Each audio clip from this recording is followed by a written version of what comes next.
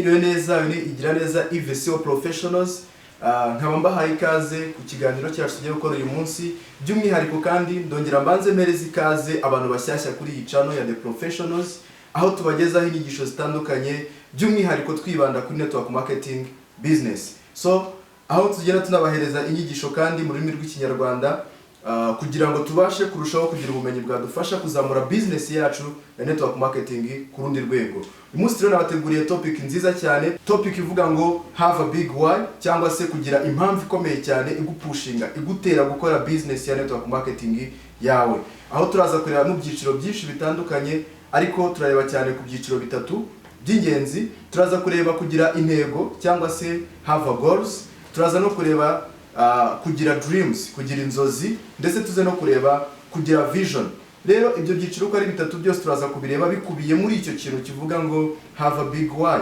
Muri network marketing kirazira kikaziririzwa ko wakora business udafite impamvu ikomeye cyane igupushinga gukora business. Kubera iki? Impamvu nuko muri network marketing uba uri boss ku giti cyawe. Nta boss wundi uba ufite uzabyuka ngo akubwire ngo wakerewe kuza mu kazi, wasibye umunsi kuza mu kazi, witwaye nabi mu kazi. So ikintu kizagufasha cyonyine kugira ngo ukore business yawe with much effort n'imbaraga nyinshi, ukazabona umusaruro mwinshi, nuko uzaba ufite impamvu ikomeye cyane yagutera gukora business yawe. Mu yandi magambo, nkunda kubwira abantu ngo muri business na business yariyo yose zigira challenges. Hari business challenges, a lot of business challenges.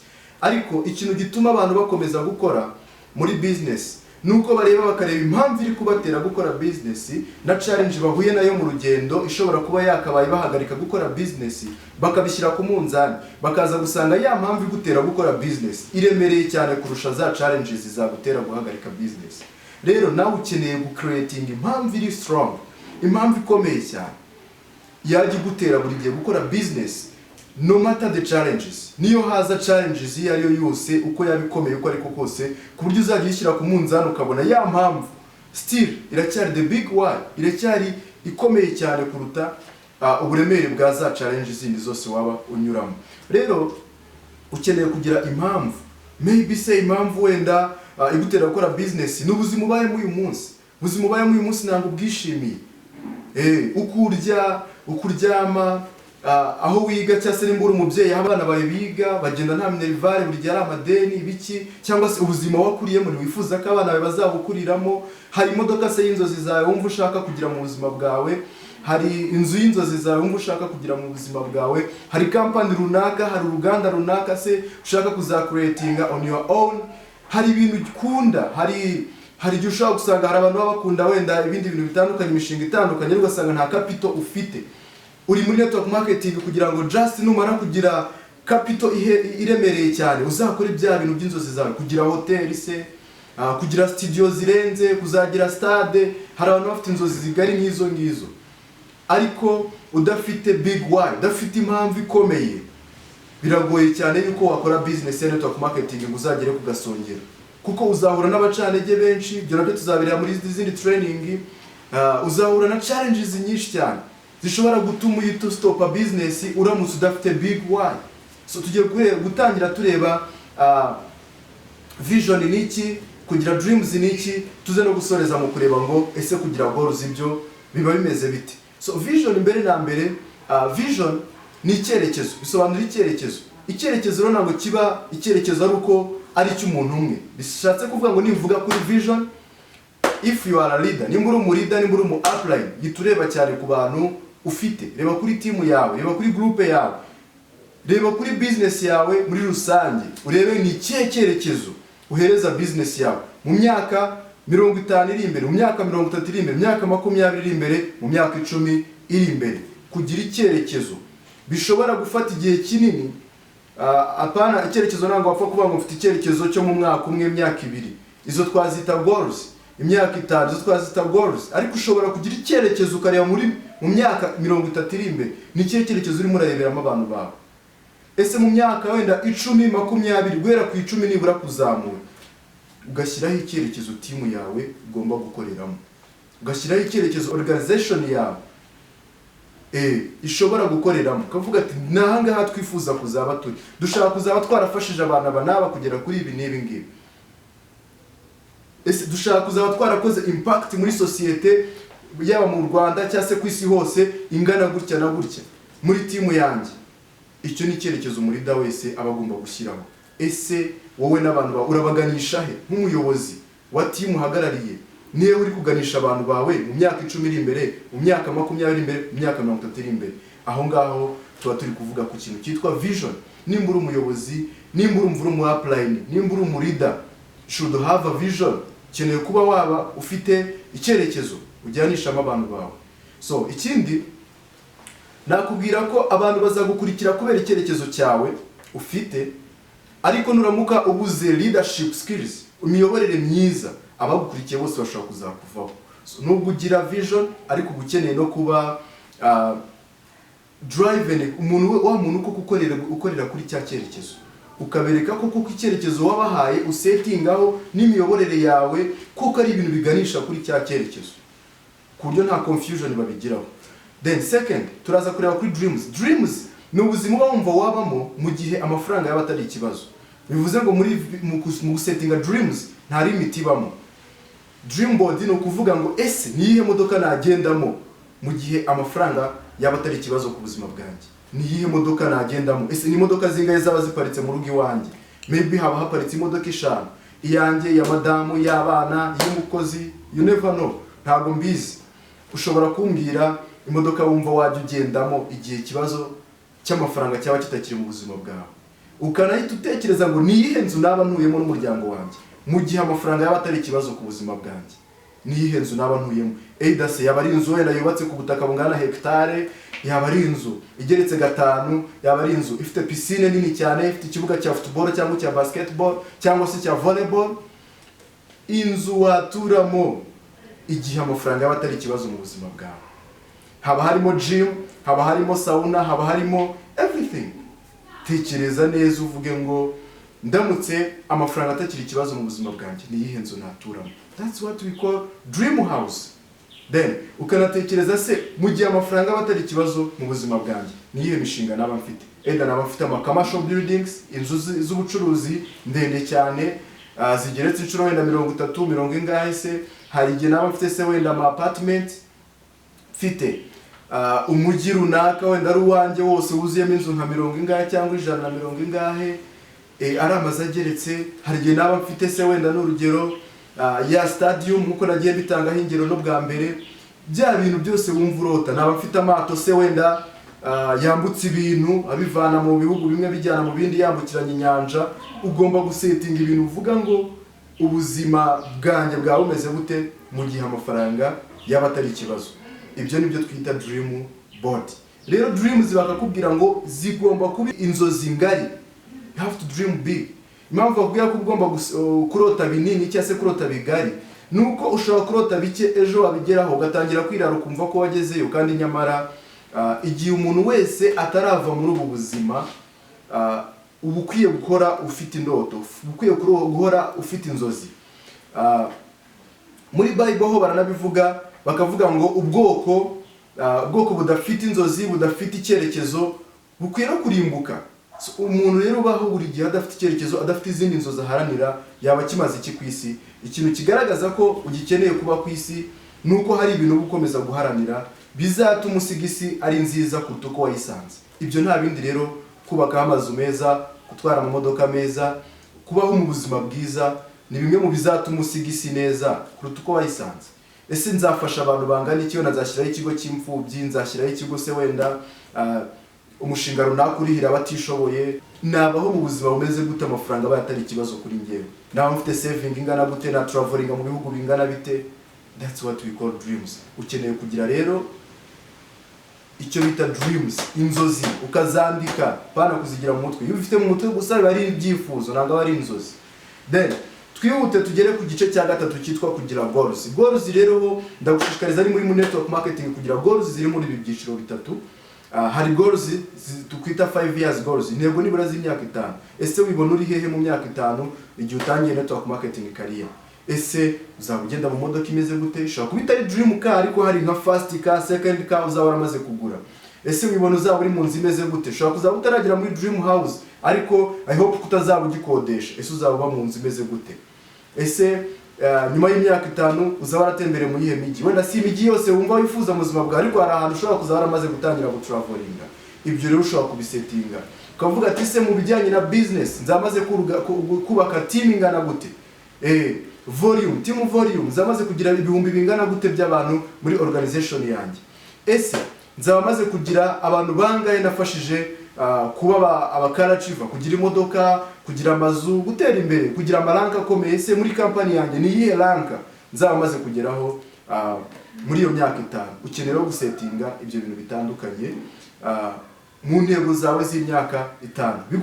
Bigufasha ko nta hantu ugiye gutangira gucika intege uhita wongerwa kubita amaso ahantu uri kwibona mu myaka 5 iri imbere, ukibaza se nicika intege ni na focus ise nkajya mu kandi kazi gatandukanye, wenda bari kumamagarira mu yindi opportunity wenda runaka isi irimira proposa.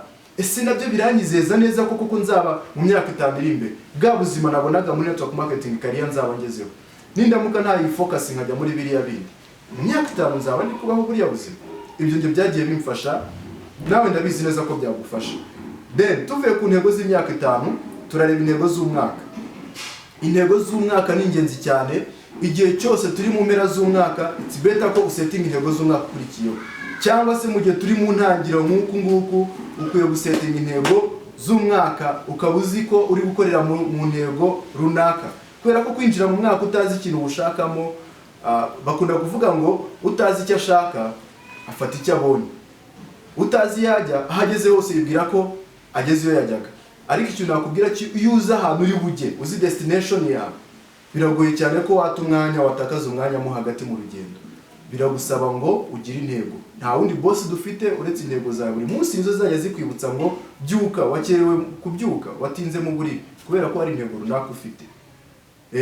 Rero ikintu nababwira nuko guys, ukeneye kugira intego z'imyaka 5, ariko noneho imyaka 5 ntabwo wakwicara gutyo gusa ngo nzashiduka byarabaye imyaka 5 ngenda muri ya modoka mba muri ya nzu. Oya, ukeneye kuzi breaking down mo intego ntoya nibura za buri mwaka. Buri mwaka ufite intego zawo n'ubundi ukazagirizaho, nibyo bizatuma ya myaka 5 izajya kuzura intego zawe z'imyaka 5 nazo warazigezeho cyangwa nazirenzeho.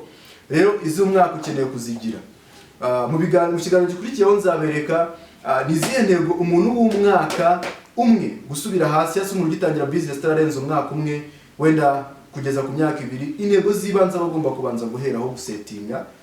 Ndetse nzanabereke noneho izo umuntu maze imyaka 2 muri business kuzamura intego akwiriye kuba yasetinga yireferaho, kuko abantu bakora mistake ugasanga mu mwaka wa mbere atangiye gusetinga ibintu byakabisetingwa n'umuntu maze imyaka 5 muri business, imyaka 3 muri business. So nshaka kuzabakura muri urwo rujijo mukamenya intego ukwiye gusetinga nimba uri mushya muri business, muri network marketing career ufite umwaka umwe kugeza kuri 2, intego ukeneye gusetinga zibanze. Hanyuma nzanakwereka intego ushobora gusetinga nimba umaze imyaka 2 kuzamura izarizo.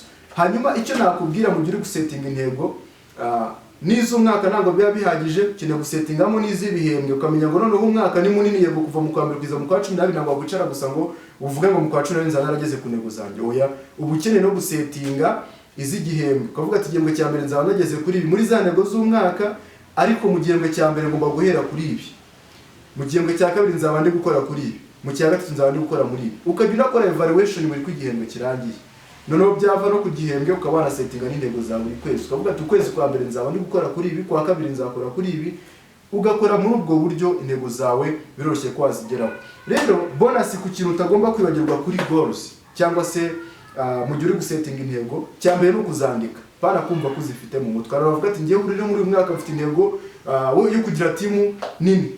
Timu nini se timu y'abantu 100 cyangwa 1000 cyangwa 1010 utabyanditse biri mu mutwe gusa biba bikiri ibyifuzo, ntabwo izo ziba ari intego. Ariko ukeneye kwandikura intego zawe. Cya kabiri muri bonus nabateguriye nuko ugomba kuzishyira mu mashusho, zigire izigaragara, zigire mu mashusho, uzandike zibe zigaragara. Intego zawe zibe zigaragara, nimba ari inzu bigaragara, nimba ari imodoka iragaragara, nimba ari ranka runaka iragaragara. Ubishyira ahantu, ubishyira mu mashusho ku buryo bigaragara. Kandi point ya gatatu, zishyira ahantu ushobora kujya ubona kenshi. Urugero, ushaka kuzishyira muri screen yawe ya telefone, ushaka kuzishyira muri screen yawe ya laptop nimba uyifite, ushobora kuzikopi, kuzifotoza, ukaziprintinga, ukazimanika mu cyumba uraramo, ukazimanika se wenda muri salo yawe, muri office yawe, birashoboka cyane. Ushobora no kuzifata intego zawe ukazishyira muri tool bag, ari akantu gatoya ushobora kujya muri tool bag buri gihe ukazigendana. Hari igihe uzigira goal card udutoya ukadushyira mu ikote ryawe, ukajya ufite ya modoka uzagura mwaka utaha cyangwa se mu kwa 8, yanzu uzubaka nzataha mu kwa 12, ukaba ubifite biri mu ma pictures. Biragufasha yo biri ahantu ukomeza kubikubita amaso buri munsi, hari igihe bikwibutsa icyo gukora mu gihe wenda waba warutangiye gucika intege. So ikindi ugomba kwibandaho nuko intego zigomba kuba ziri smart. Impamvu mvuze kuri utu tuntu abenshi mwarabyize no mu mashuri za entrepreneurship n'izindi za muri economy hehe, abenshi mu babyize barabibonye, ariko ikintu nshaka gukomozaho mpamvu mbivuze nuko intego za abantu biyemeza bakavuga ngo uriya mwaka ngiye nzagira timu nini. Timu nini ntangibaho. Timu nini tuzayimenya bitewe n'umubare wavuze. Kuko timu nini wasanga uyu munsi wowe ufite timu y'abantu 5, timu nini uri kuyita kuzaba ufite abantu 100. Ariko nanjye uyu munsi ufite abantu barenga 10,000 by'abantu, ariko nanjye ndifuza timu nini. Mwe ni magambo 10,000 ndabona ari bike, wenda ndashaka indi timu nini y'abantu 100,000, miliyoni y'abafatanya bikorwa se. Rero nuvuga ngo timu nini gusa ntago ibyo bintu yaba ari goals ziri smart. Goals kugira ngo zibe smart ni muvuga ngo muri uriya mwaka nyirashakamo timu ingana gutya, bishyireho umubare ugaragara. Uvuga ati na abantu 500 nshaka, na abantu 1000 se nshaka, ndashaka kugira timu se y'abantu 5,000, 10,000 se, 20,000, 100,000, umubare ufatika. Nimba ari ikibanza ushaka kuzagura, wivuge kuko ikibanza ari ikibanza cya 500, akaba ikibanza cya 1,30,000, ikibanza cya 1,300,000. Ntabwo kuvuga ngo nzagura ikibanza byonyine bihagije. Nimba uri gusettinga goals, vuga ngo nzagura ikibanza cya 5,000,000. Ikibanza cya 15,000,000 se. Aho niho ubuvuze neza goals yawe mu buryo bwumvikana. Ikibanza cya 1,000,000 se. Ibyo bintu biba byumvikana kurusha kwavuga ngo nzagura ikibanza. Nimba ari imodoka, hari imodoka za 1,500,000, ariko hari n'imodoka za 1,500,000. Wivuga ngo umwaka utanzagura imodoka gutyo gusa ngo wumve ko nawe wasetinze goals, vuga ngo nzagura imodoka ya miliyoni izi ngizi. Ujye ufata n'umwanya ujye gusura, niba utazi ibiciro byabyo, ufata umwanya ujye gusura aho ibintu bigurirwa. Genda ushaka umukomisiyoneri umwishyura ajye kugutembereza ahantu hatandukanye. Ugenda ujye kubaza imodoka uko zigura.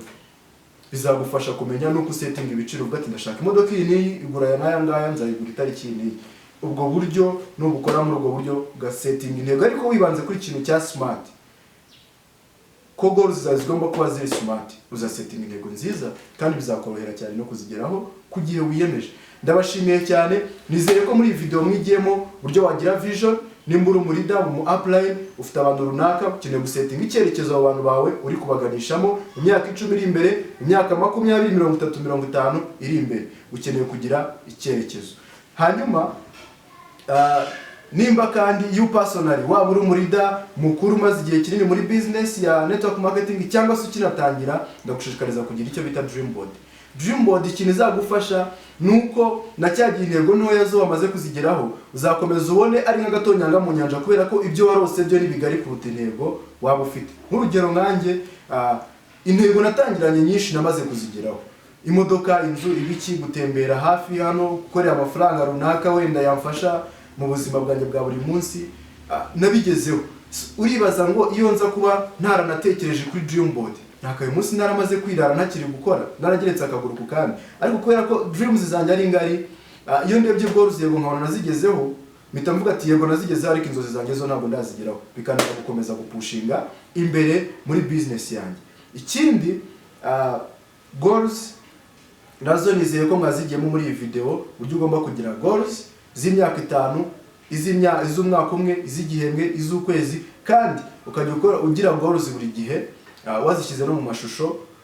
Ikindi ukaba wagiye uzishyira no mu biciro, nimba ari imodoka ni ibiciro runaka, nimba ari timu runaka ukavushyiraho umubare w'abafatanyabikorwa wumva wifuza, ibintu nk'ibyo ngibyo. Nimba ari ranka ishyireho nyirizina, tumenye ngo ni ranka runaka nifuza muri uyu mwaka.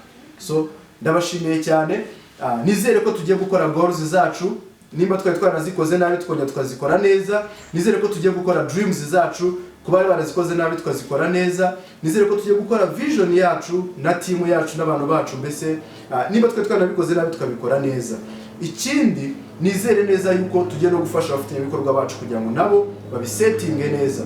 Ikindi kandi nababwira nuko nimba uri mushyashya kuri iyi channel hari izindi video zagera zikurikira izi ngizi kandi zagufasha kugenda zuzanya n'izi ngizi kugira ngo utere imbere uzamure business ya network marketing ku rundi rwego. Rero kora subscribe kugira ngo tuzare tubana buri munsi. Ikindi kora share, like ndetse na comment. Sharing ku bafite ibikorwa bawe bose kugira ngo nabo bajye babona ubu bumenyi dutanga ducisha kuri iyi channel yacu. Ndabashimiye cyane. Ikiganiro cyanjye nakagaruka no gutaha tuzabane. Ndabakunda cyane.